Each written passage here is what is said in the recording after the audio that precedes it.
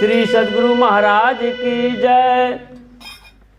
हम लोग के अंदर में सूरत है, लेकिन सूरत के विषय में हम लोग नहीं जानते हैं।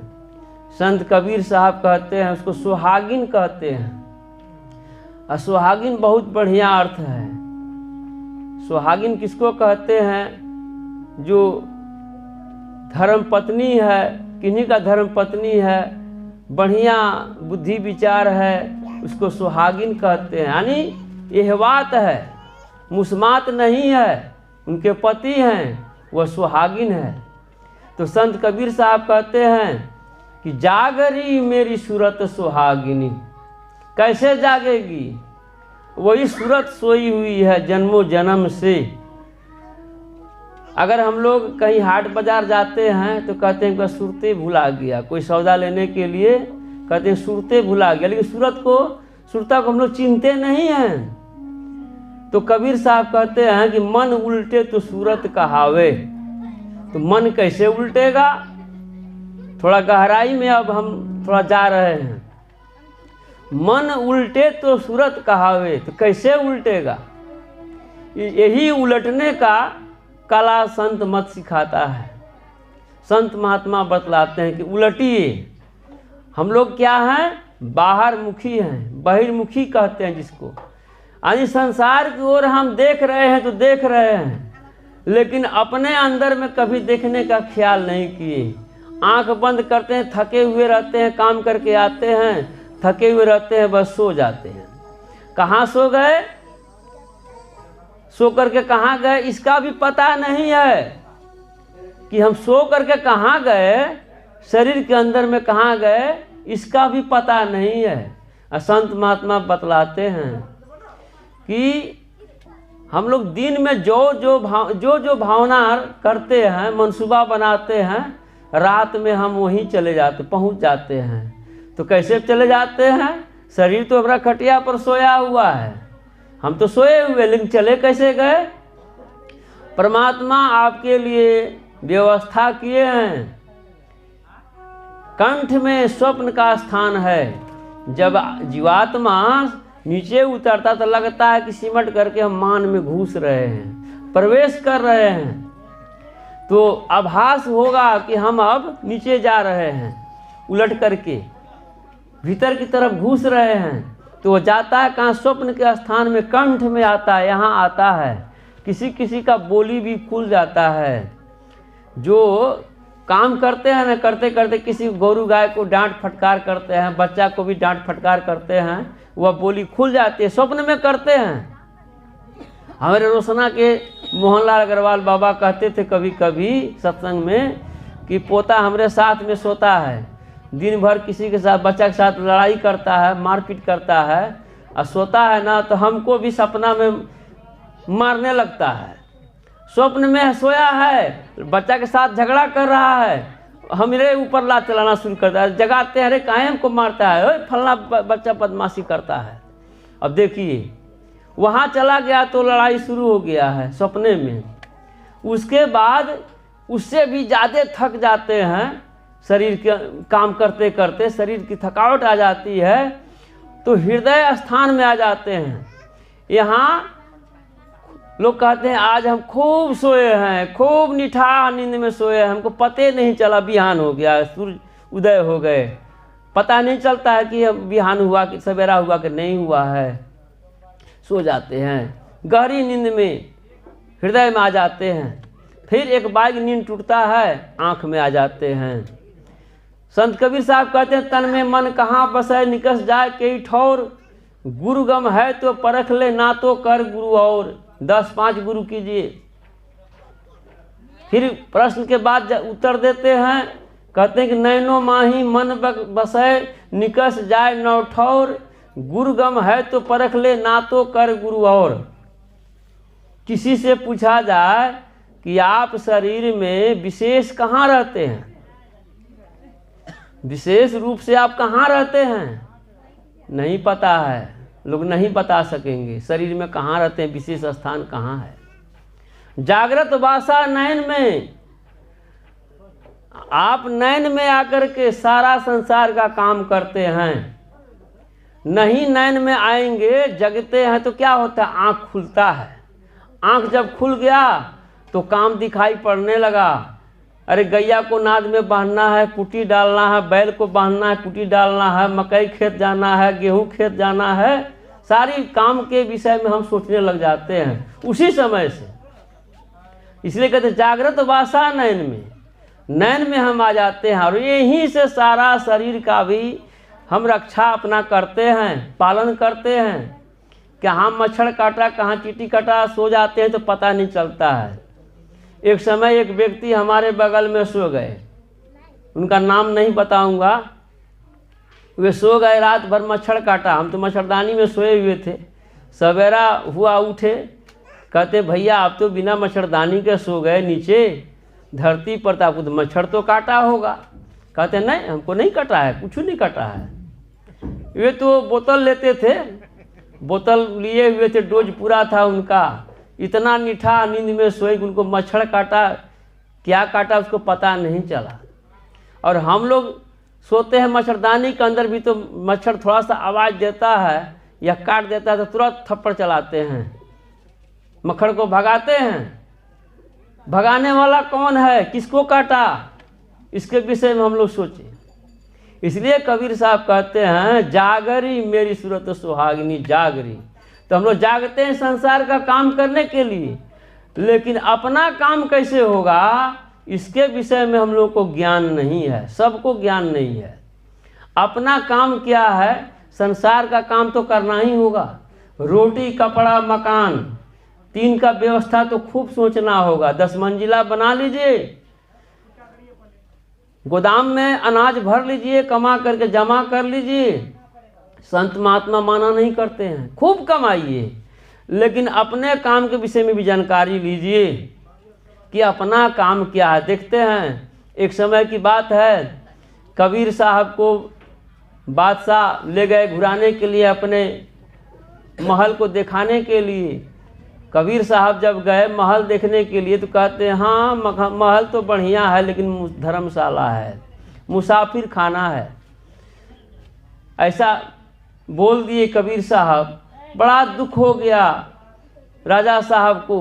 कहते इतना हीरा सरफी सजा करके मकान को हम बनाए हैं, और ये फकीर कहते हैं कि ये तो मुसाफिर खाना है। कैसे मुसाफिर खाना है?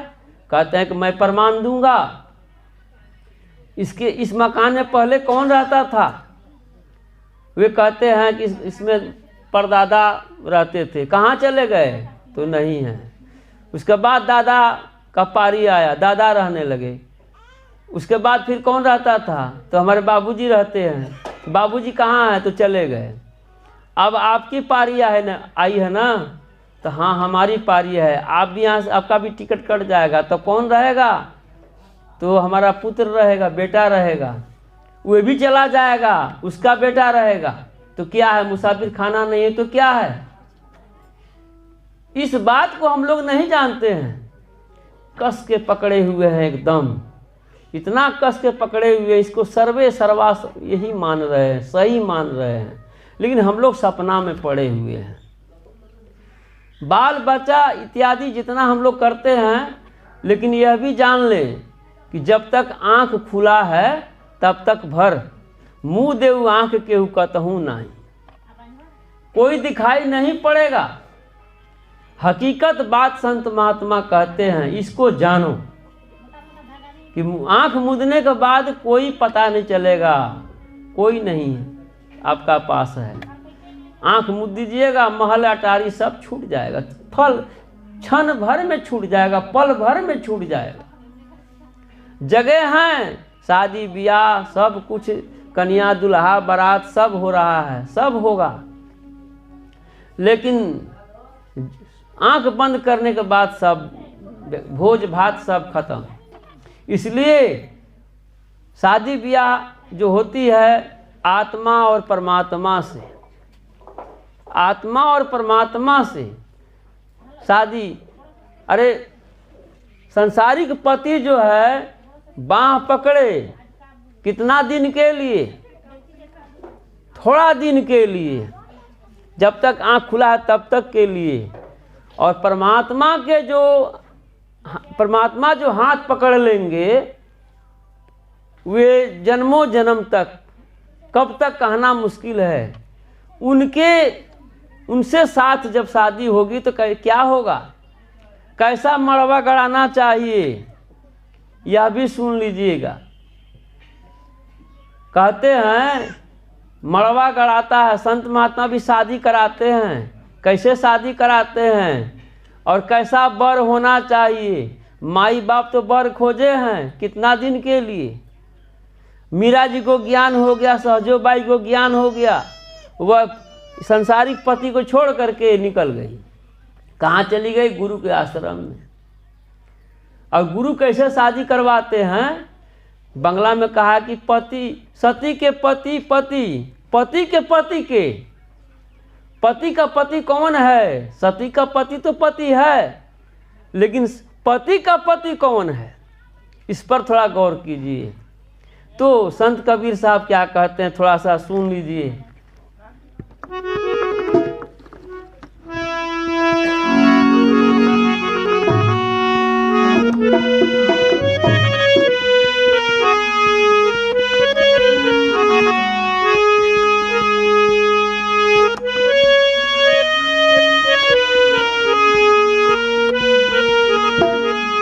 लड़की कहती है अपने बाबा से कि आपसे निर्वाह नहीं होगा।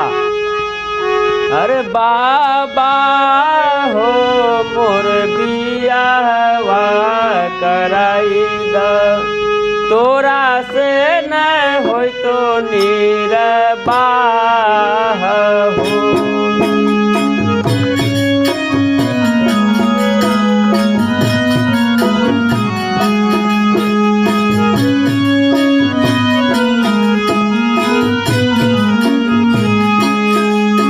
अरे बूढ़ावो न खोजी हा, जवान को न खोजी हा, खोजी हो न आला बाबाई सहो। बूढ़ा भी नहीं चाहिए, जवान भी नहीं चाहिए, कम उम्र का भी नहीं चाहिए। अरे बूढ़ावो न खोजी हा, जवान को न खोजी हा, खोजी हो याला बाबाई सहो। बाबा हो मोर बियाहवा कराई द, तोरा से न होई तो निर्वाह हो।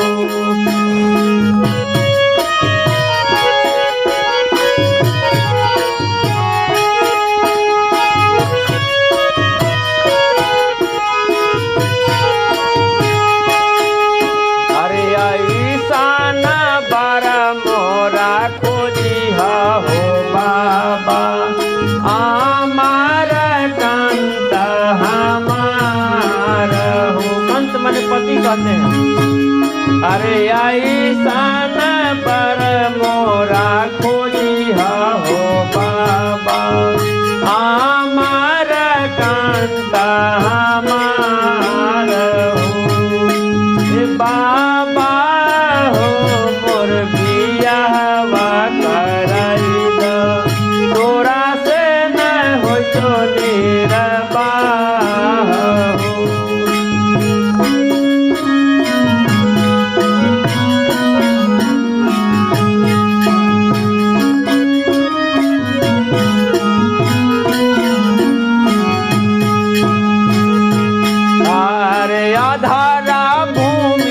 बाबा खराई कटैया, वृंदावन बिका बास हो। ए आधर भूमिया बाबा खराई कटैया, वृंदावन बिका बास हो।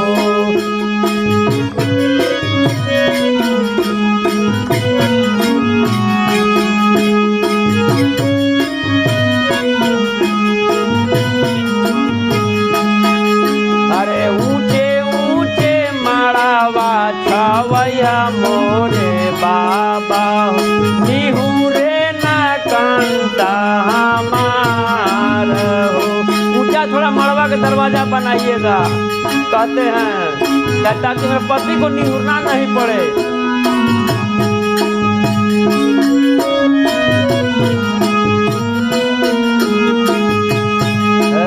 बाबा हो मोर बियाहवा कराई दो, तोरा से न होई तो निर्वाह हो।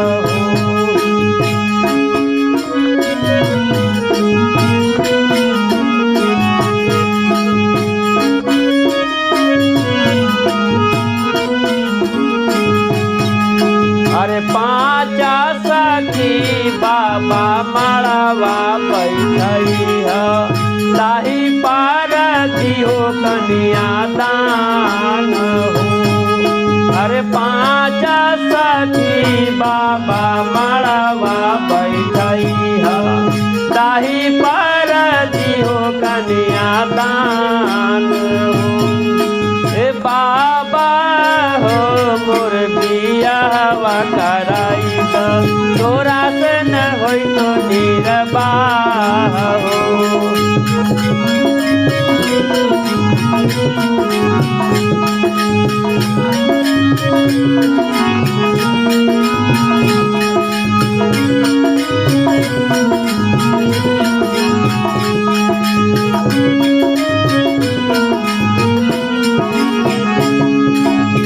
अरे सात सबद के सिंदूरा पे सैया, पिया से दिवैया भर मांग हो। सात सबद के सिंदूरा पे सैया, पिया से दिवैया भर मांग हो। बाबा हो मोर बियाहवा कराई दो, तोरा से न होई तो निर्वाह हो।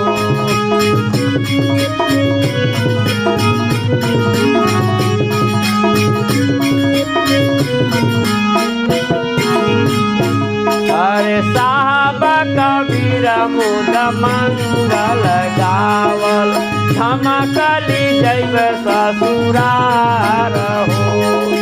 साहब कबीर मुद मंगल गावल, धमकली जैब ससुरार